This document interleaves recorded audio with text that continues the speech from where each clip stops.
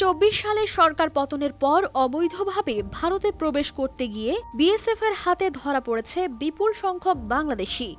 অবাক করার বিষয় হলো তাদের মধ্যে মুসলিমদের সংখ্যাই বেশি। এমন তথ্যে রীতিমতো আলোড়ন সৃষ্টি হয়েছে, কারণ এতদিন নানা মাধ্যমে চর্চিত ছিল বাংলাদেশের সংখ্যালঘু হিন্দুদের ওপরে অত্যাচারের কারণে তারা ভারতে আশ্রয় খুঁজছেন, কিন্তু সাম্প্রতিক এই পরিসংখ্যান সম্পূর্ণ তার বিপরীত। বিএসএফ এর তথ্য অনুযায়ী আগস্ট থেকে ডিসেম্বরের মধ্যে ভারতে পালিয়ে প্রবেশের চেষ্টা করতে গিয়ে ধরা পড়েছেন ৭১৬ জন বাংলাদেশি, যার মধ্যে মুসলিমদের সংখ্যা ৪১৫ জন আর হিন্দুদের সংখ্যা মাত্র ৩০১ জন। এই তথ্য যেন সেই পুরনো ধারণাকে প্রশ্নবিদ্ধ করছে, যেখানে বলা হতো বাংলাদেশ থেকে ভারতে আসা বেশিরভাগ মানুষ হিন্দু, কারণ তাদের দেশে সংখ্যালঘু হওয়ায় নির্যাতনের শিকার হতে হয়।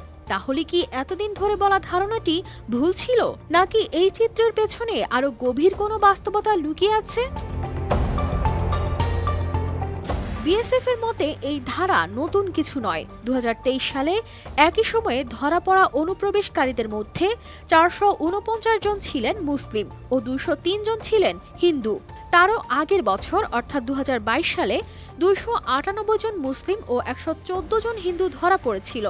এর মানে দাঁড়ায় মুসলিমদের সংখ্যা সবসময়ই তুলনামূলক বেশি ছিল, কিন্তু এতদিন এই বিষয়টি নিয়ে বিশেষ আলোচনার জায়গা তৈরি হয়নি। তবে কিছু প্রশ্ন থেকেই যায়, এই সংখ্যাগুলো কি পুরো পরিস্থিতি বোঝাতে যথেষ্ট?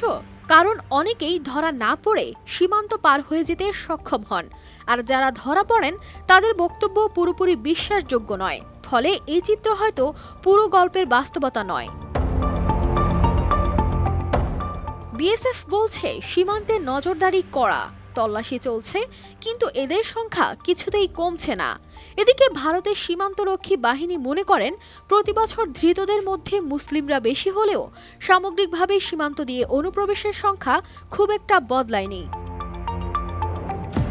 কানিস ফাতেমা শিমু, RTV।